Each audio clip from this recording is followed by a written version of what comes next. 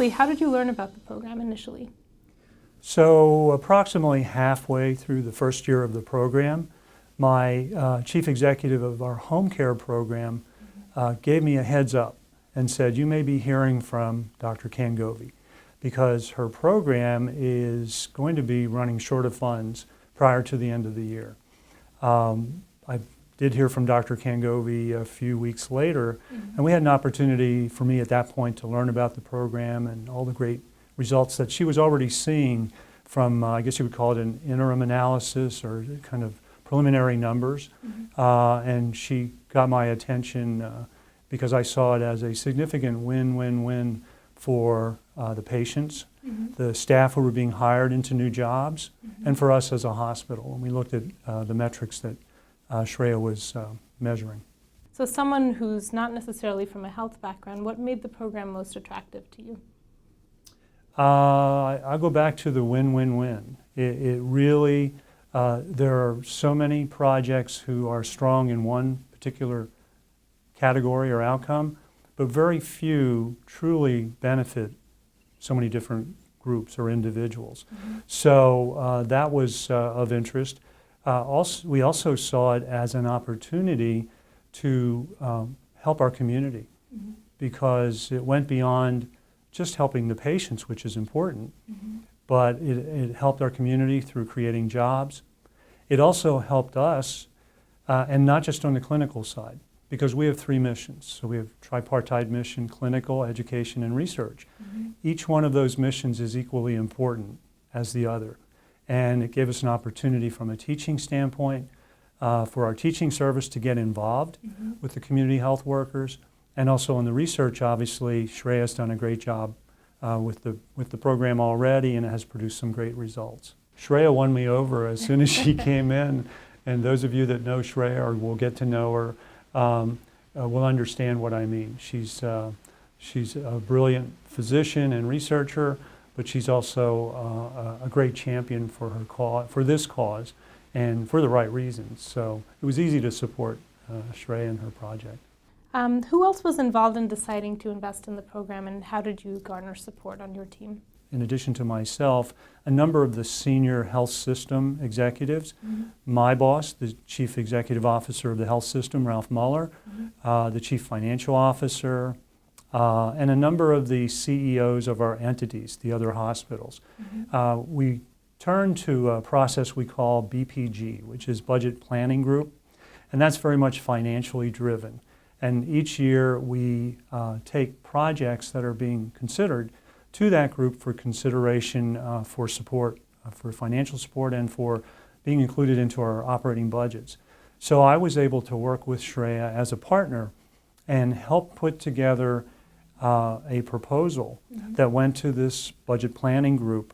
And Shreya's project was treated just like every other opportunity that the health system was reviewing for the following year, which would have been the current fiscal year that we're in.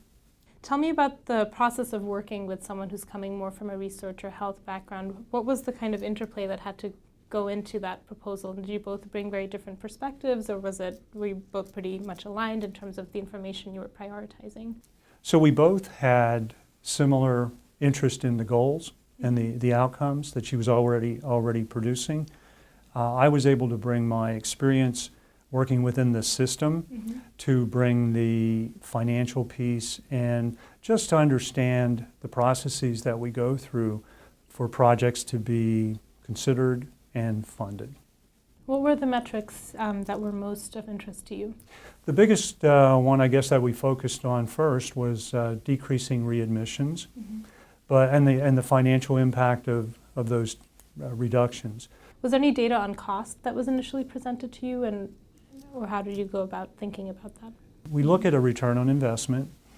In this case, I know that Shreya's project has more than paid for itself from the beginning, and ever since the health system began investing and funding the program, she's had great outcomes. Did you need data when she first came to you in terms of whether she'd already measured cost impact, or was that something you collaboratively measured and collected together? I believe she had looked at it, but we probably went into a little more detail as I started asking questions. I was thinking ahead because if I was going to go with Shreya to make a presentation to my colleagues as part of that BPG process, I wanted to make sure that we number one, understood what we had and what the data showed. And the more positives we could show from the data, the easier the convincing my colleagues to support it would be. If you had to say one factor that helped the most in securing that support, that helped the most to convince your partners and colleagues, what would you say the one most important factor was? I think the single most important factor was having a champion like Dr. Kangovi to be able to make the presentation, and her obvious interest and excitement over the project was critical. In addition to that, having someone willing to work with someone like me, who's non-academic, but who lives over, for the most part, in the clinical world. Even though we have 3 missions and we do things to help one another and to support all 3 missions, I think it was critical with her willingness to basically put up with my non-academic questions as we tried to put the proposal together. So how will you determine whether to continue to invest in this program? I know, now it's been a few years, and what are you looking for as time moves forward, and what kind of contact is being maintained between the different parties who are involved in this program? So Shreya has had the opportunity to update most of the people that sit on that budget planning group throughout the year on a few occasions. So it's always good to report back with measurable results, even though I know it's not final from a research standpoint, but she's been able to share with us the progress that she's making.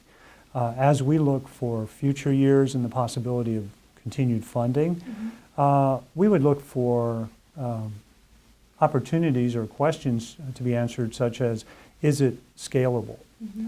She started with a relatively small group, and this year we've tripled the size with increased funding. I think we went from, she had about $500,000 of funding, and we increased that to about $1.5 million this year. So the real question will become, is it scalable, and can we show the same positive results as the program gets bigger? And then the other piece we'd look for is it sustainable over time? Well, you mentioned that your team has been looking at things differently as a result of working with the academic partner, but what about the other way? What do you think academics need to understand when working with a non-academic partner? That's a great question, and I think there are a number of things. I think understanding how we think about things is important, but in a complicated organization like an academic medical center, which is highly matrixed and very complex, I think doing something I call stakeholder analysis is important. Just sitting down and making a list of who are the people that we need to either make aware of what we're doing or ask for their support in order to advance the agenda. So stakeholder analysis, I think, is critical. I hate to use the term, but I will, follow the money. No matter how much we are committed to all 3 of our missions, we really need to continue to find opportunities to at least cover our cost. And we're all healthcare is facing declining revenues per unit of service. So we continually look for ways that we can have a return on investment. So the finances need to be included, but they're not the only piece. I think the other piece is just understanding process and timing.